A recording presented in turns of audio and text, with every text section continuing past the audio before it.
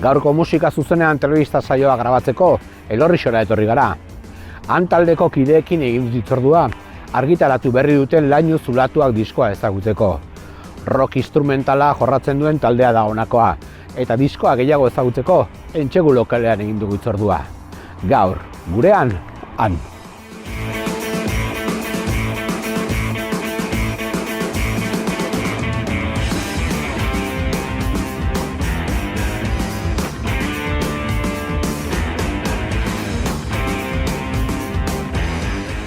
Gaur egun han taldeak Gorka, Miguel eta Carlos osatzen dugu, eta 2013an elkartu ginen, nire ustez elkarrekin jotzen.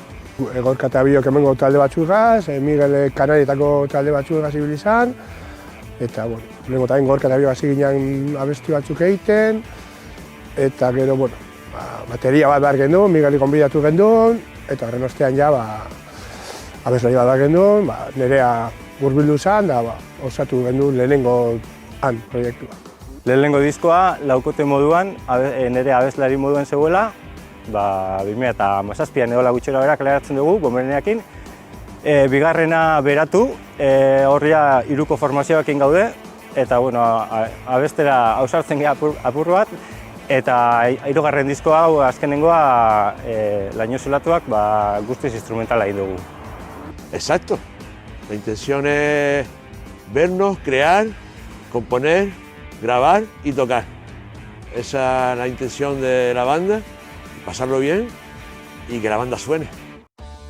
Han taldearen lehen diskoa laukote moduan grabatu zen, nerea abeslari bezala aritu zelarik. 80garren hamarraldiko rock soinuak bildu zituzten bertan, taldearen izen bera eraman zuen lanean.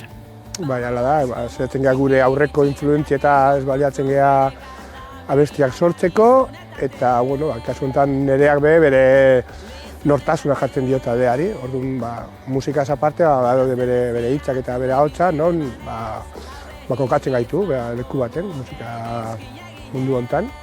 Bai, aukera auken gendun Bombereneak egiteko, eta autogestioan sinisten dugunez, dudabarik elkarlana egitera animatu ginen. Bai, esan dudan bezala, gure nahi gustoko genituen taldeak olakoak ziren, da, olako zerbait egiten saiatu ginen. Gu gustora geunden leku baten, nahiz eta egin, gu gustora egiten gendun abestia gehien bat. Taldearen bigarren emaitza beratu diskoa izan zen. 3 bezala grabatu zen lana, taldearen Entsegu lokalean, eta bide berri bat abiatu zuen bandak lan honekin. Bai, beratu berezia izan zen guretzako, ze bakenitu hor lehendikan abesti batzuk egin da, nola uste gendun nerea gurekin jarraituko zula. Saiatu ginen beste lagun batzuegaz gurekin saietan etortzen ziren, baina ez gendun lortu inor gurekin elkartzea, 3 bezala geratu ginen, eta erabaki gendun beste horiek zaharrak geratzen ari zirelako, grabatu behar genituela, eta etxean grabatzea erabaki gendun, eta horrela geratu zen, pandemia bitartean ere gertatu zen. Eta nahiko pozik geratu ginen, guk egindako lan bat izan zelako, lehen esan dugun bezala, autogestioan sinisten dugulako. Nik uste momentu oro aldatzen di joala, ez dago momentu desberdinetan kokatzen geha talde moduan, ez? Orduan, beratuko fasean, ustez abeslari bat eukingo gendula, konposatzen ginen, pixkat ahotso baten egongo dan helburu horrekin, baina ezkerin kontrolatu ginen 3 formazioekin jarraitu behar gendula aurrera, eta apostu egin gendun, kanta horiekia bukatzeko, ziklo bat bukatzeko, guk geu sartzea ahotsa, eta alde izan dugun moduan, alaxe egin gendun. El concepto de canción que teníamos con voz cambia totalmente cuando te vuelves instrumental. Quiero decir que el hecho de quedarnos sin voz, nosotros intentamos cantar, pero nos dimos cuenta de que cantamos fatal, entonces dijimos, lo dejamos, lo hacemos instrumental. Disko berria instrumentala izateko sortu zen hasieratik. Kantuak beste era batera landu zituzten, eta horietako 4 osatzen dute Laino Zulatuak lana. Abestia berez sortzerakoan desberdin sortzen ditu, beste era baten. Non baitu bazten gara gitarra riff bategaz, ero Miguelek eta biokindako erritmo bategaz hasten geha, eta gero ja abestia osatzen dugu, baina luzatzen dugu gauzak gertatzen dira abestian. Ez da gauza bat abestia, eta hortarako gorka dugu gehien bat, itxura handia ematen dio abestiari, bai bere gitarra egaz, eta nola gaur egun ere bioke lupak eta egiten ditugunez, beste esparru baten sartzen geha, ez? Horrei ondiokan ikertzeko da ona, baina gustora gabiltzala eta erabaten erraztu indigu abestiak amaitzerako. Askotan ez geha ados geratzen azkenengo momentura, baina bai sendotasunean orotasunean abestia amaituta dago, da gero ez gaude ados detaile txikietan, soinu aldetikan, ze soinu mota jarri, baina hirun artean baki dugu beti aurrera joatea eta ez gelditzea, abestiak amaitzea. Yo creo que lo que se trata es que haya dinamismo en la canción, sobre todo porque, excepto Molero, aquí no hay ningún virtuoso, ¿sabes? Que aquí el máquina es Molero, ¿sabes? Porque básicamente lo que hacemos es eso, hacemos una base rítmica muy potente, Charly y yo, para que Molero desparrame y todo lo que le dé la gana. Y ahora mismo no es un hándicap lo de la voz, para mí sí pues es más traumático, porque a mí me gustan los grupos, la mayoría de la música que oigo yo es con voz. Entonces, instrumental lo oigo ahora, que hago yo instrumental, ¿sabes? Sinceramente. Entonces, pero bueno, sí es verdad que se ha convertido en algo divertido, ¿no? Te acostumbras. Entonces empiezas a ensayar y tal, y bueno, y dices, venga, para adelante, no nos vamos a volver locos buscando gente y vamos para adelante. Bai, beratu diskaren ostian, ja nahiko argi genukan kontzeptu hori, ez? Instrumentala izango zela hemendik aurrera, eta hori, kantu bakoitza hartzen gendun, zati bakoitza pixkat, elaboratzen apurua gehiago, ez? Dinamika bat eukin dezan abestiak, eta, hainbat urtetan ibili garen ez bai guztiok beste proiektu batzuetan eta beste musika estilo batzuetan, hortaz baliatu bai ideia baten aurrian ikuspuntu desberdinatetik jorratzen, ez? Eta hor dinamika hori lortzearena.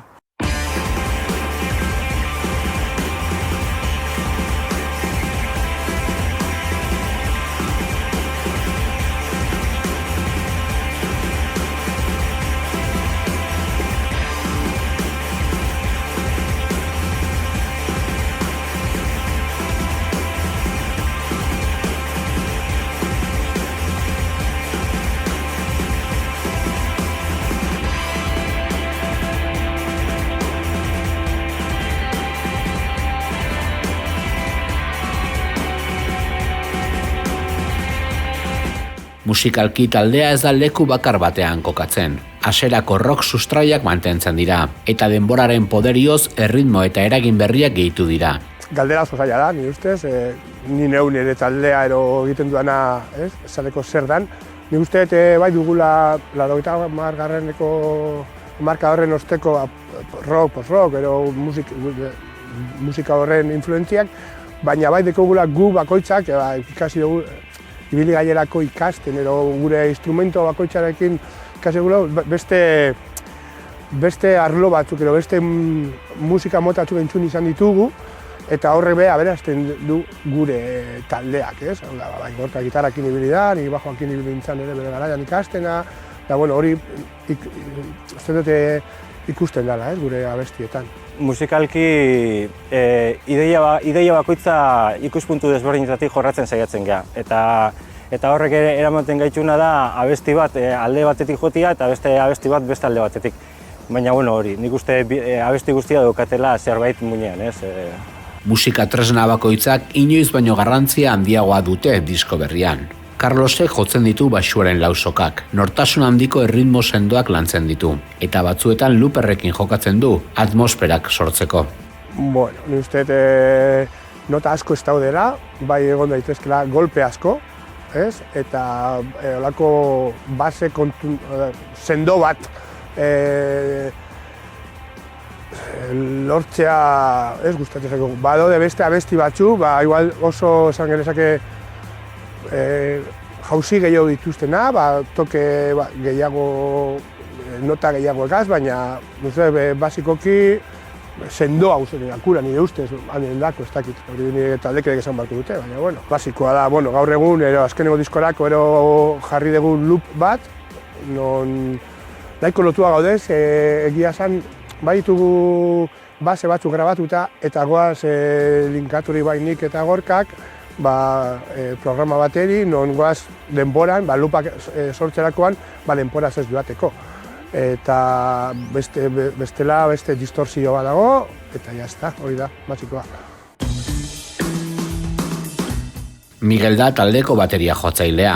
Erritmo jostari eta eutxiak maite ditu. Bombo, kaxa, txapak eta timbalak astinduz edo laztanduz, kolpe zehatz eta gordinekin. Tampoco soy un batería de mucho redoble, no tengo técnica para eso. Entonces me busco la vida por el otro lado. Por bombo, caja, Juston y bueno, pues buscando un poquito darle la vuelta al calcetín. Que te puedes meter en un 7x8, que te puedes meter en un 5x4, pero que la canción camine.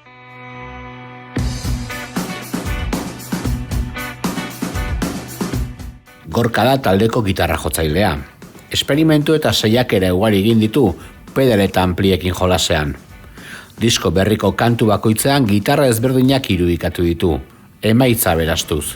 Handeko gitarrak atmosferikoak, lupak erabiltzen ditugu eta hor dago nik uste guk erabiltzen dugun jolasa gitarrekin eta gure soinuarekin. Kanta bakoitzean pixkat soinu bat lortzea, kantari mesede egiten dion soinua bilatzea, eta horrek emondozkuna da, kanta bakoitza ukitea igual soinu desberdin bat, beraien artean desberdina direna. Laino zuratuak diskoa Tolosako Bonberenean grabatzen da Carlos Osinagaren gitaritzapean. Teknikariak eta taldeak bat egin dute diskoaren azken borobiltzean, eta argi nabari da bien arteko konexioa.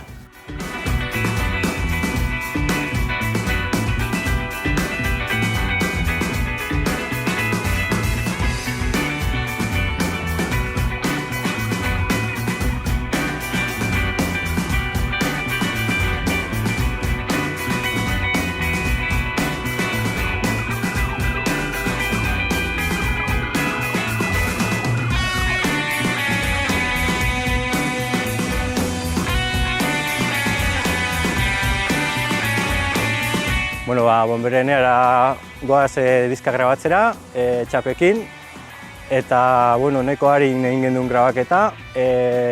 Modua izan zen, eroan genitun klaketak eta gitarrak gida moduan estudiora, eta hoien gainean Carlos eta Miguelek bateria eta bajua zuzenean jotze dute eta grabatze dute zuzenean. Eta behin base ritmikoa grabatuta dagoela, nola azkenean gitarrekin, geruzak erabiltzen dugu zen looperrakin eta hori, beste fase baten egiten dugu aparte, gitarrak aparte grabatze ditugu. Eta eroia, txaperi bere denbora eman genion nahazteko eta bera ere gustora geratzeko, eta bukaeran masterizatu eta ados gaundenean bukatutzat eman genion. Gu talde bezala, teknikari bat bilatzen baldin badigu, lagun bati esatea bezala ez dago, guk elurtzen gaituna, eta berarekin oso denpora ona pasatu dezakegula. Orduan, hainbat arrazoigatik txapri egin dugu. Eta soinu aldetik, berak egin zigun lehena, berak eman zigun guri soinu bat, han ere eman zigun soinu bat, nahi gendulako, bera jarraitzea, ez? Uste gu elkarlan badala, eta bera gustora dago gurekin, gu berakin gustora, orduan, arazo barik. La grabación, bueno. Sí, además me prestó Ibaico su batería para grabarlo y sonó la batería, me quedé muy contento cómo sonó la batería, bien, grabando bien, allí con el chat bien, en Bonberenea bien, sí, de puta madre. Amarrazbeteko vinilo formatoan kaleratu da diskoa Bonberenea ekintzak zigiluaren babesean. Viniloaren alde bakoitzean 2 kantu, eta guztira 20 minutuko iraupena. Laino zulatuaren diseinua Ainhoak Olazokin du, eta hasieratik askatasun guztia eman genion, eta bera bueltatu zen lan fresko batekin, oso gustora geratu ginen, berak egindako lanakin.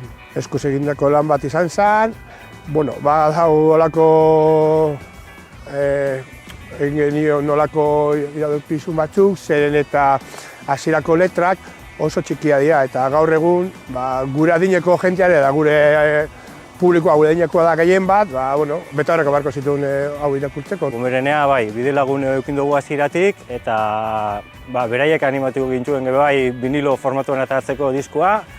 Eta vinilo formatuan atera dugu azkenean, kapritxo bat moduan izan da.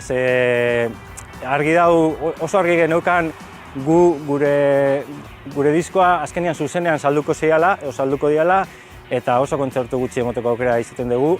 Orduan, guretzat kapritxo bat izan da, badakigu diru hori ez dugula errekuperatuko, baina, uste dugu zerbait merezi duela olako formatuan gutxienez ustea zerbait, ez?